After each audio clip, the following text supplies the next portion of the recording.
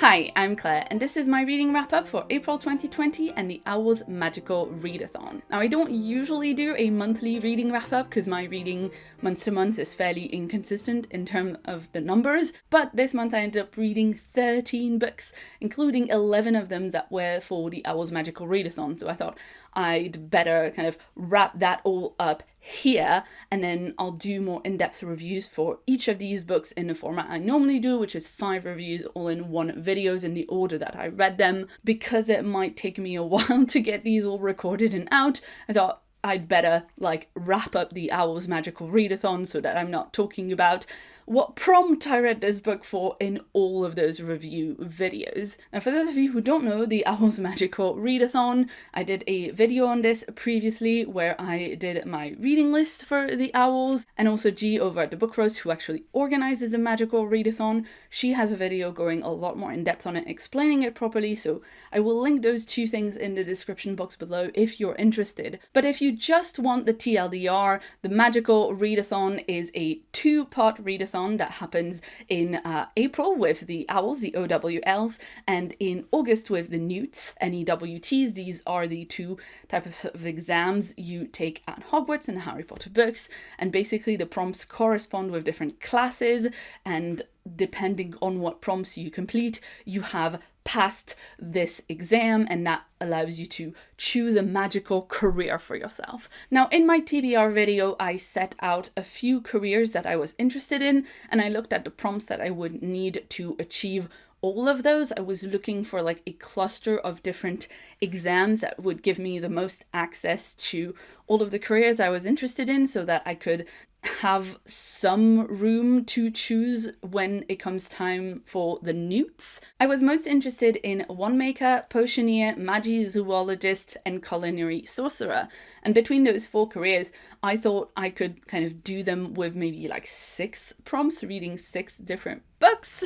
But then I also really wanted to get access to Mage of the Visual Arts, which was a whole different set of prompts. And there's also little seminars that you can do to qualify as a dragon tamer or an animagus, and I don't know, I just got so invested in the Owls this April.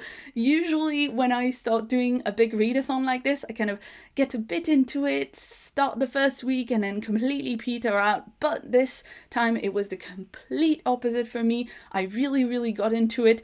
I'm going to assume that it has something to do with the fact that the real world right now is quite anxiety-inducing to focus on, and I wanted to have something goal-oriented that I could do, that I felt that I had control over it. For me, in April, this was the Owls, and it was awesome. I ended up picking books for all the different prompts, kind of on a whim, in the middle of the month, or the first week of the month, and then I completed 11 Owls, which means I have access to most of the careers I wanted to do. Wandmaker, unfortunately, is out because I didn't pass Ancient Runes, but everything else is on, including Mage of the Visual Arts, which I love the idea of, because even though I'm not super fond of the name of this career, it does seem to me like it would be the magic booktuber career, right? Because Mage of the Visual Arts are the people who make the portraits move in Hogwarts. So anyway, that's my little reason why I particularly loved that one. Now, to get onto the books, the first 2 things that I read in April weren't actually for the Owls. I was just finishing things off from March. First up was Illuminae by Amy Kaufman and Jay Kristoff. I won't go into too much detail on this because it will be coming in a 5 reviews video very soon, but I didn't like it as much as I hoped I would. This was a 5-star prediction, and whilst it had loads and loads of cool things to it, I just didn't get that sucked into it that it would be a 5-star, so I will talk about it more in an upcoming review. Same with The Test by Sylvain Nouvel, which I was reading for the BookTube SFF Awards, and I thought I would struggle with it, and I did. I kinda hated it. I kinda hated some of the meta stuff that it said, so I'll have to go into that in details in my review video, where I think I'll just have to put a big spoiler tag and say I'm just gonna go into the nitty gritty. So here's something for you to look forward to. But now let's go into the owls that I passed and the one that I didn't, which is first up, because the first prompt was Ancient Runes, read a book with a heart on the cover or in the title. And for this I was reading Hungry Hearts, 13 Tales of Food and Love, which is an anthology of YA fiction about food and love, and it is edited by Elsie Chapman and Caroline Tunk Richmond. I started this, I was really enjoying it, but basically ran out of time. I will definitely be finishing it though, because I was really enjoying it. I just don't know when I'm gonna be finishing it, given that it's short stories and I've read a few of them, but I'm not like at a point where I feel like I've got to rush to finish it to get the rest of the story, given it's so episodic. I know the stories are linked, but I feel like I'll still get it if I wait a little bit longer to read it, and my May TBR is such that I feel that I'm gonna have to wait a little bit to continue this one. The next class is arithmancy, and the prompt for that was to read something outside your favorite genre. So I decided to read horror, and that was Clean Room, Volume 3, written by Gail Simone with art by Walter Giovanni, colors by Quentin Winter, and letters by Todd Klein. This volume is called Waiting for the Stars to Fall, and I have to say, this was not for me. This was not for right now. This was super bleak. It's not just that it's horror or scary or gory, it's just like the general like end of the worldness of it all, not the mood that I was in. So I didn't enjoy it as much as I think I would have if I had read it at a less stressful time. I think if I'd read all three of them back when I first acquired them, I would have enjoyed it a lot more. There was a bridge of human corpses in this. For astronomy, the prompt was to read a book mostly at night when it's dark outside, and for this I read Sisters of the Vast Black by Lena Rather.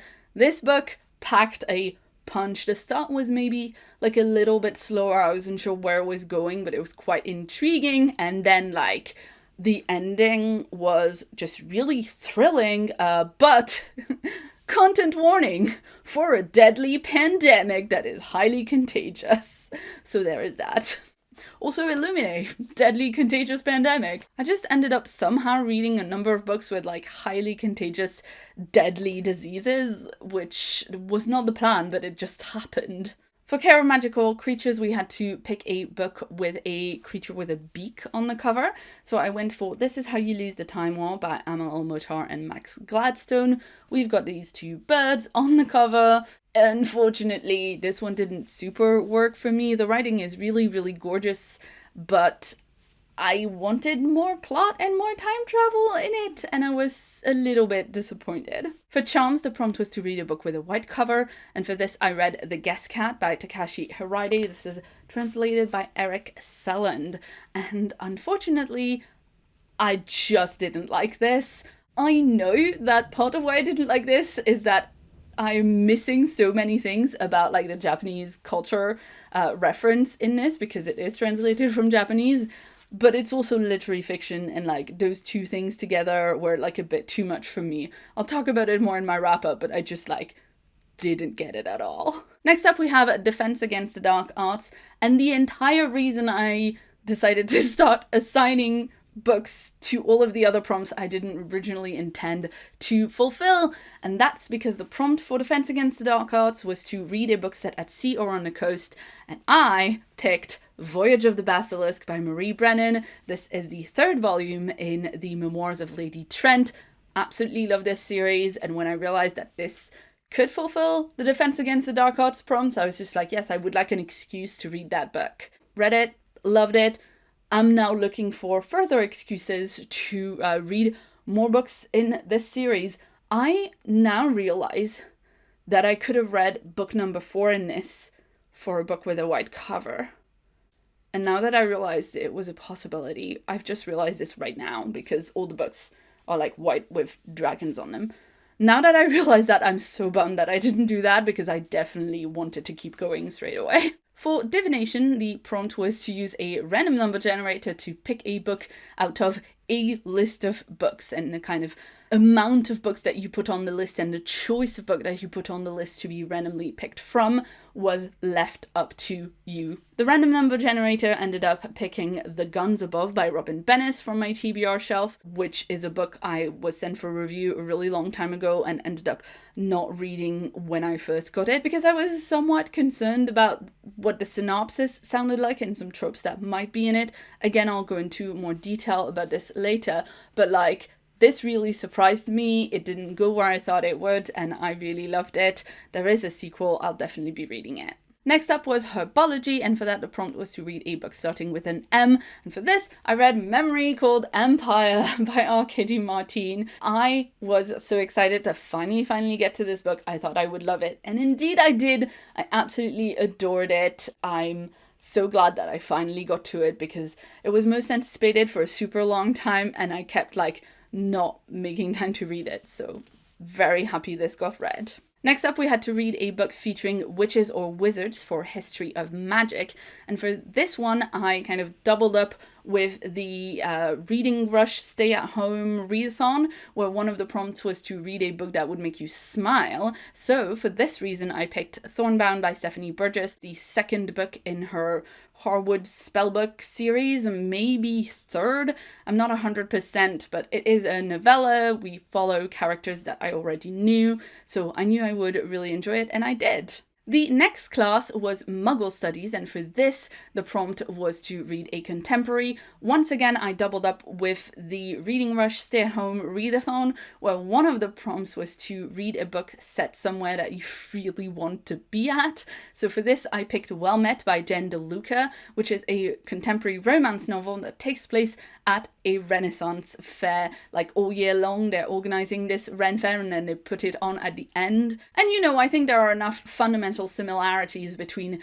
Ren fairs and sci-fi conventions and what you get out of them and what kind of people go to them that it definitely counts. And I absolutely love this. It was really charming. It didn't hit the mark 100% for me, but the setting was really charming, and that's definitely what I was after. For potions, the prompt was to read a book under 150 pages, and for this I read The Empress of Salt and Fortune by Ni Vo, and this I absolutely adored. This was just great, and I need to reread it immediately because some of the reveals later in the book recontextualize everything from the beginning, and it's just one of those books that I'm sure is gonna get better on reread.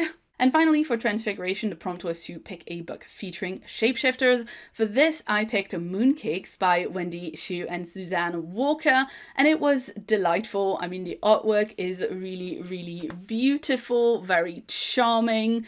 It wasn't like a new all-time favorite graphic novel for me, but I thought it was very sweet, and I will definitely check out more of what the writer and illustrator do in the future. So that's it. Those are all of the books that I read for the Owl's Magical Readathon. And by the way, I don't know if I said I was reading for Slytherin. I didn't actually check like who won the House Cup or anything like that. I do know there are certificates that you can now get that G has just put out really recently on her channel. So again, I will link that. I haven't printed mine yet, but I think I definitely will because like I didn't expect to get 11 owls. I'm well proud of myself. I hope you enjoyed this video. Please let me know in the comments below if you did the owls, what you read, how many owls you got, what house you read for, if you enjoyed yourself, if you're planning to do the nude, what your career is, all that good stuff. If you'd like to see more from me, you can check out a previous video on screen right now. And if you haven't yet, please hit the subscribe button that's on my face for a new video from me every week. I've been Claire, thanks so much for watching, and see you soon.